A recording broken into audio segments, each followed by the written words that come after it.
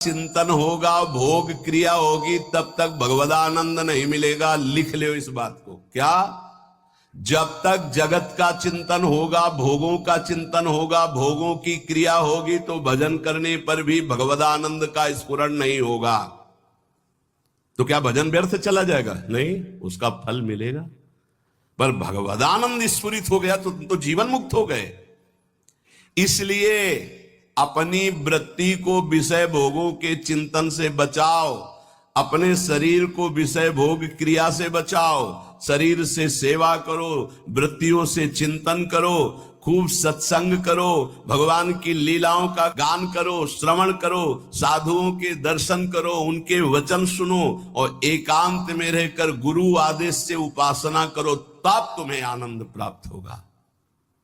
फिर सुन लो, जगत का चिंतन, भोगों का चिंतन, भोगों की क्रिया जब तक होती रहेगी तो दो चार माला से घुमाने से भगवदानंद की स्फूर्ति नहीं होती। इसलिए इष्टाकार वृत्ति करनी पड़ती है भगवदानंद की अनुभूति के लिए।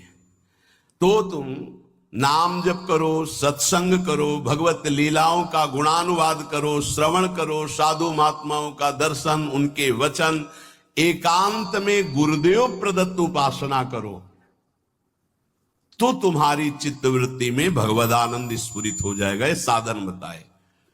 इन साधनों से इष्ट देव में ममता होने लगती, मेरी प्रियाजू, मेरे लालजू। और जिसको विषय कड़ुआ लगने लगे तो जान ले हम पर बहुत बड़ी कृपा हो रही है। क्या? अब मुझे नहीं चाहिए, नहीं चाहिए, अंदर से जिद आ जाए, मुझे नहीं चाहिए। जैसे कोई किसी को बमन दिखावे तो घृणा हो जाए, नहीं। ऐसे जब तुम्हें रमा बिलास राम अनुरागी, तजत बमन जिम जन बड़भागी। बड़भागी महाभागवत वैष्णव जन हर भोग को वमन की घृणा की बुद्धि से देखते। नहीं, जब आप ऐसे चलेंगे तो विषय भोग आपको घृणास्पद लगने लगेंगे। नहीं, छी, अंदर से आने लगेगा। नहीं, अभी अमृत जैसा चिंतन होता है। जब अमृत जैसा चिंतन प्रभु का हो और विष जैसा चिंतन संसार के भोगों का हो। ब्रह्मादिक के भोग सब विष सम लागत ताई। विष सम, जैसे बढ़िया खीर, रबड़ी, गुलाब जामुन सब बना रखा, कान में कोई विश्वास पात्र आदमी आके दे, भाई हमें संशय है इसमें जहर मिलाया गया, अब एक कवल खा के दिखाओ, आप डर जाओगे। ऐसे ही महापुरुष कह रहे हैं हर विषय में आसक्ति रूपी जहर है, मत भोग। ये जहर जन्म जन्मांतर बढ़ता चला जाएगा। इष्ट देव की अनुभूति, रूप दर्शन, साक्षात्कार उसी को होता है जो विषयों के भोगों में ऐसी अरुचि हो जाती, विषवद, बमनवत, मलवत। ये उसी को होती है जो निरंतर नाम जप करता है, सत्संग सुनता है, भगवत लीला गुणानुवाद गायन करता है, श्रवण करता है, साधु दर्शन करता है, एकांत देश में गुरु प्रदत्त उपासना करता है। प्रेम मार्ग में चलने वाले उपासक को ना माया पर विचार करना है, ना प्रारब्ध पर विचार करना है। प्रारब्ध ज्ञानियों का होता है, माया पर विचार करने के लिए विवेक चाहिए। तुम्हारे लिए एक ही स्थान है, नाम जप। माया कैसी? हरि जाने, प्रारब्ध हरि जाने। अपने को क्या करना है? राधा राधा राधा राधा राधा राधा। महापुरुषों के वचनों को समझो। अपने उपास्य देव के नाम जप के सिवा प्रेम प्राप्ति के लिए और कोई भी बात सोचे ना। प्रेम मूल यह नाम है, प्रेमी रसिक जपते यह नाम, प्रेम मगन निज बन विश्राम, श्री हरिवंश जहां रहा है। सीधी बात पकड़ लो। प्रेम में यदि स्थिति प्राप्त करनी है तो नाम को पकड़ लो। प्रेम मूल यह नाम है, निरंतर नाम। जितना प्रेम बढ़ेगा उतने तुम्हें भजन में कमी दिखाई देगी, अपने में नीचता दिखाई देगी। ये प्रेम का लक्षण है। यदि कहीं प्रेम में विचार, माया, विवेक, प्रारब्ध, तो समझना चाहिए कि अभी प्रेम नहीं आया। प्रेम ये सब चिंतन करने के लिए समय नहीं देता। प्रेम मार्ग का पथिक तो बहुत ही निराला होता है। ऐसे जो निरंतर भजन में लगे हुए हैं वो प्रेमी गृहस्थ में रहते हुए भी बहुत बड़े महात्मा हैं। जो जंगल में रह के प्राप्त किया जाता है वो घर में रह के उसने प्राप्त कर लिया। उसलिए कोटि कोटि वंदना है उस गृहस्थ की जो निरंतर नाम जप करते हुए प्रभु से प्रेम। ऐसे दर्शन होते हैं, गृहस्थ आते हैं, आंसू चल रहे हैं, बस मुझे और कुछ नहीं चाहिए, प्रिया प्रीतम का चिंतन चलता रहे, बस चाहे जैसे बोल रहे हैं, लेकिन हृदय तो शीतल है। प्रियालाल के लिए अश्रु प्रवाह कर रहे हैं, मांग रहे हैं प्रियालाल का चिंतन। ऐसे महापुरुष के लिए गृहस्थ और विरक्त में कोई भेद नहीं, जंगल और घर में कोई भेद नहीं है।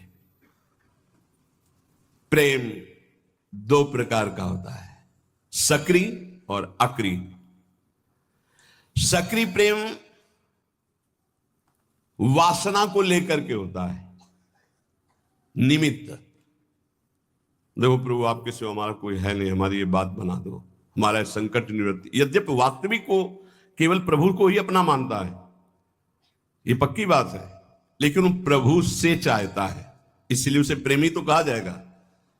लेकिन वो सक्रिय है, क्रियावान, निमित्त।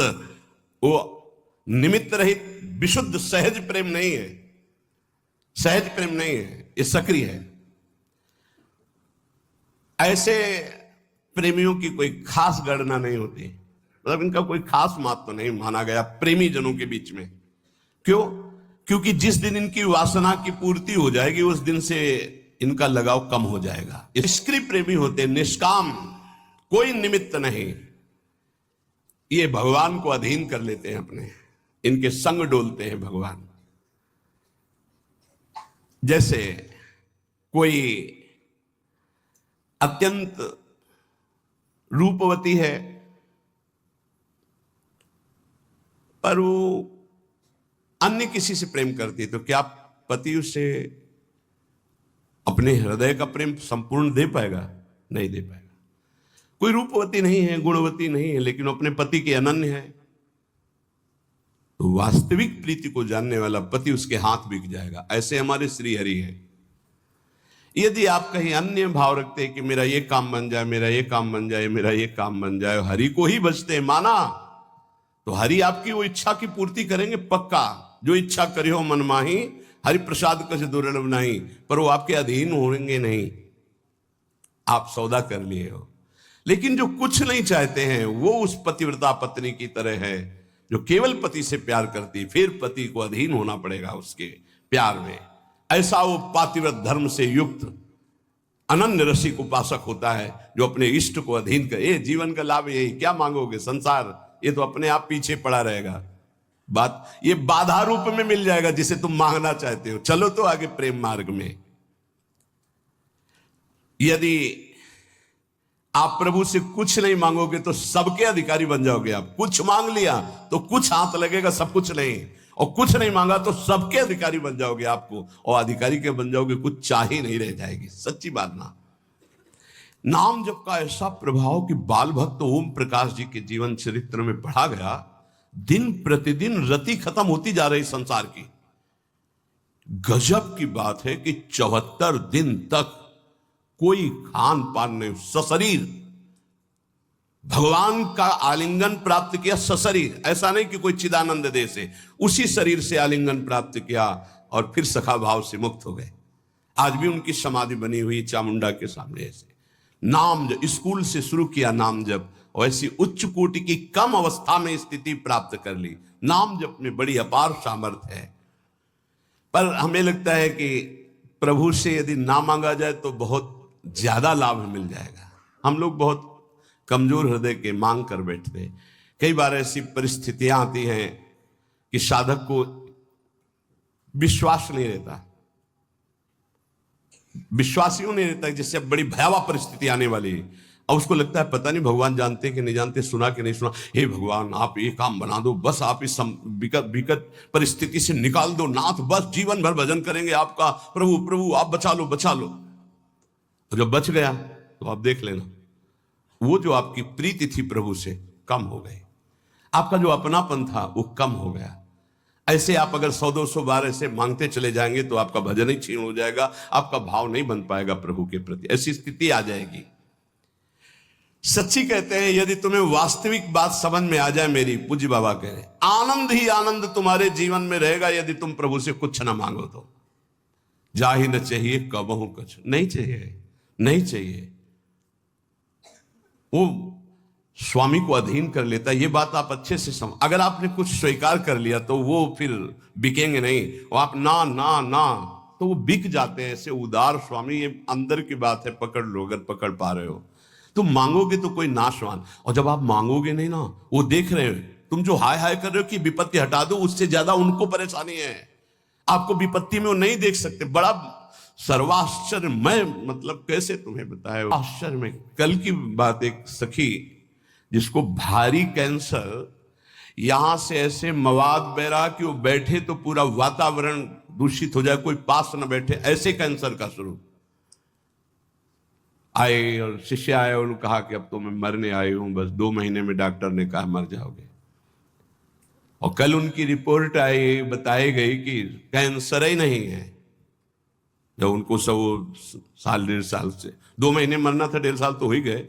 अब वो कह रहे कि अगर 1.5 साल कोई स्फुरना ना हुई तो आजीवन के लिए खत्म।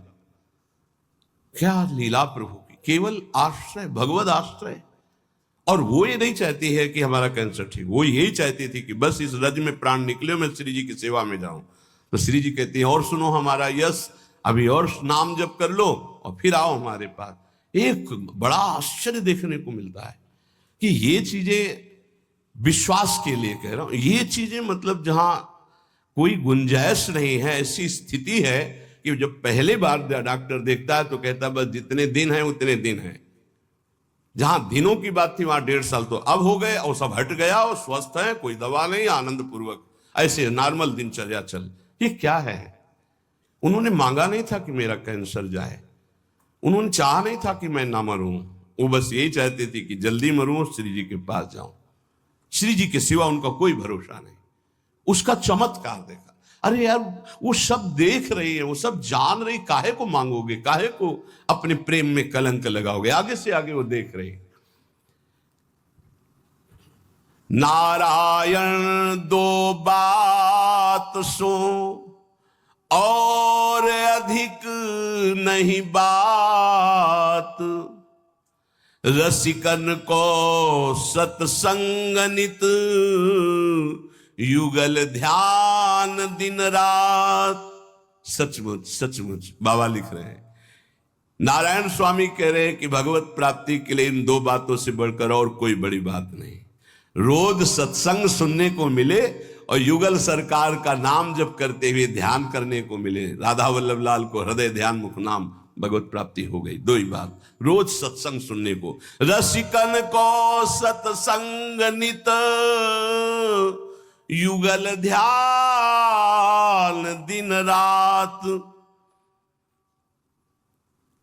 तुम्हें हम बताते हैं कि जिनको ये भ्रम हो कि गोपी जनों से एक क्षण के लिए भी भगवान गए, तो कभी नहीं गए। पूज्य बाबा कह रहे, अरे भक्तों से एक क्षण के लिए भी कभी भगवान दूर नहीं होते। गोपी तो भक्तों की प्रेम ध्वजा है भक्ति की, इनकी ताकत क्या ये दूर जा सकते हैं अपने प्रेमियों से?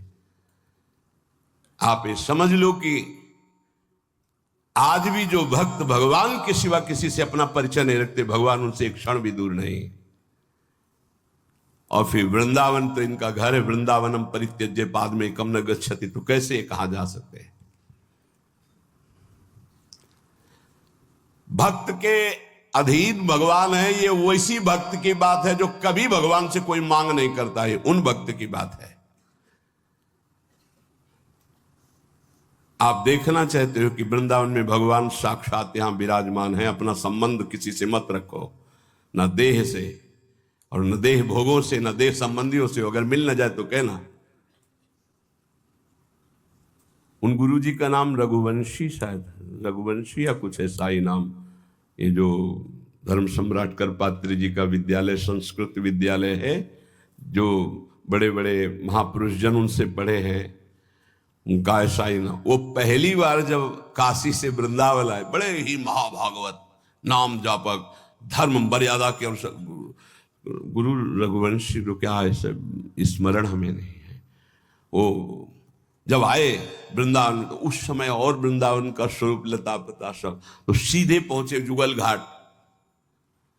ये रोड नहीं बना हुआ था, तो उधर से ये पता चला कि परिक्रमा मार्ग में है कहीं, तो यहां था कृपात्री जी का, तो युगल घाट पहुंच गए। वहां जब पहुंचे तो अंधेरा होने लगा था, तो सोचा किससे पूछो, वहां कोई दिखाई नहीं दे रहा। तो पहली बार आए थे, नया नया खुला था धर्म सम्राट कृपात्री जी का ये जो संस्कृत विद्यालय, उसमें वो आचार्य रूप में आए थे।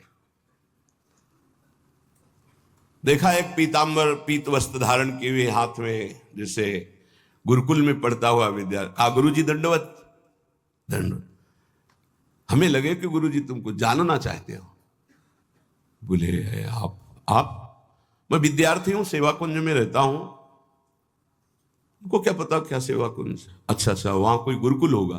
नहीं, वहां मेरी सेवा रहती है, वहां सेवा में रहता हूं, विद्यार्थी हूं। तो गुरु जी आपको जो संस्कृत विद्यालय में जाना है वो मैं जानता हूं। अच्छा, उसी की तो खोज कर रहे थे। आओ, कच्चा रास्ता बना, ये आप जाओगे 500 कदम के बाद आपको मिल जाएगा। तो उनका तुमसे मिलना चाहे तो कभी, गुरुजी हमारी सेवा रहती है सेवा कुंज में, आप कभी आके मिल लेना। ठीक है। अब वो गए, जब वहां पहुंचे तो उनको बार बार वो शब्द गुरुजी गुरुजी गुरुजी, बार बार वो मृदु शब्द। तो वहां जो कुछ विद्वान ब्राह्मण से कहा कि मैं एक बार उस विद्यार्थी को धन्यवाद देना चाहता हूं, मैं बहुत व्यथित था कि मुझे कैसे, तो सेवा कुंज उसने बताया है। तो वो लोग आए से, तो कहा ये तो श्री जी का, यहाँ तो आसपास कोई विद्यालय नहीं, आसपास तो भगवान के प्रेमियों के वास हैं और भगवान के श्री विग्रह भी आज। तब उनके मन ये साक्षात नंदनंदन थे, साक्षात पहली ही बार में ये हम उनके श्री मुख से सुना। बिल्कुल वयोवृद्ध से सब पकड़ के लाए हुए थे स्वामी अखंडानंद जी के उसमें, तो उसमें बैठ करके वो ये कि वृंदावन की पहली कृपा अनुभूति मुझे साक्षात श्याम सुंदर का ऐसा। तो यहां यदि अन्य आश्रय अन्य संबंध रहे तो बहुत जल्दी भगवत साक्षात्कार हो जाए।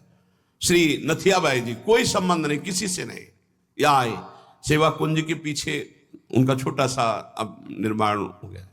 तो उपला बीन लेती, चून मांग लेती, मोटी रोटी बनाती, किसी एक संत को पवा देती, धीरे धीरे छोटी सी कुटिया धीरे धीरे मांग करके, बस कोई संत पहुंच जाए 1 बजे 2 बजे 4 बजे, भाई जी राधे राधे, भूख लगी भाई जी, भिक्षा मिलेगी, रुक बाबा, तुरंत व्यवस्था करती और पवाती। अब धीरे धीरे ऐसा कि पूरे गांव में जाती, आटा मांग के लाती, कंडा बीन के रखती, 10-20 संतों को पवाती। एक दिन बैलगाड़ी में वो मांग करके जो चूना आदि कंडा आदि सब ला रही थी। संध्या का समय हो गया, कच्चा मार्ग था, वर्षा होने लगी, छाता लालटेन लेकर के, क्योंकि आटा संतों का है, लकड़ी संतों की अगर भीन जाएगी तो कल भिक्षा नहीं होगी। ए माई ये छाता ले, हम तो नव अवस्था के हैं, हमें कोई फर्क नहीं। अरे नहीं लाला तू भीन जाएगा, बड़ा सुकुमार है तू, नहीं ये। और भींजते हुए लालटेन आगे लेकर के चले। कुछ समझ में नहीं आया। जब वहां नथियाबाई अपनी कुटिया में पहुंच गई, वो गली से निकल गए, जब दूसरे दिन दर्शन करने गई तो वही छाता वही लालटेन लिए बिहारी जी उनको दिया। अरे बोले तू था, मैं तो समझ ही नहीं पाई। ये वृंदावन धाम है, रोज ठाकुर जी मिलते हैं, पर बड़े लीला बिहारी हैं। अगर किसी से संबंध रखते हो तो देख नहीं पाओगे, और अगर केवल उनसे संबंध रखते हो तो पक्का समझो कोई ऐसा वृंदावन वासी जो प्रियालाल का अनन्य है, ये नहीं कह सकता कि मुझे प्रियालाल का सानिध्य नहीं मिला। ये घर है उनका, आपका कोई और है, आपकी कोई ठौर है, इसलिए ये छुपे है, नहीं तो पक्का वृंदावनम परित्यज्य पादमेकं न गच्छत। यदि अन्य कोई चाह नहीं, अन्य कोई संबंध नहीं, तो फिर ये वृंदावन बिहारी तुम्हें दर्शन दिए बिना कैसे रह सकते हैं। ये सर्वव्यापक भगवान हैं एक तरफ ज्ञानियों के लिए, लेकिन प्रेमियों के लिए उनके लाडले प्रगट ठाकुर है। ये भक्तानुग्रह विग्रह है, इसलिए जो इनकी भावना में रहता है वो टकराते रहते किसी किसी रूप में, रोज मिलते रोज। देखो पहचानो, इसीलिए कहते होश में रहो, ये वृंदावन धाम है। इसलिए उपासक को श्रीधाम का यदि सानिध्य मिल गया है तो सानिध्य का लाभ लीजिए, किसी की निंदा मत कीजिए, किसी का अपमान मत कीजिए, खूब नाम जप कीजिए। श्रवणेन्द्रीय, रसेंद्रीय, घ्राणेन्द्रीय, वाक्येन्द्रीय, जनेन्द्रीय, इनको भगवत प्रसाद से संयम में रखा जाए। यही चंचल होकर के हमें भ्रष्ट कर देती हैं और अचंचल होकर हमें प्रभु में स्थित कर देती है। इनको चंचलता रहित करने के लिए सरल उपाय है नाम जप और सत्संग। सत्संग आपको रोज संभालेगा, नाम जप आपको पावर देगा, जिससे आपके द्वारा ये जो त्रुटियां हैं ये होंगी।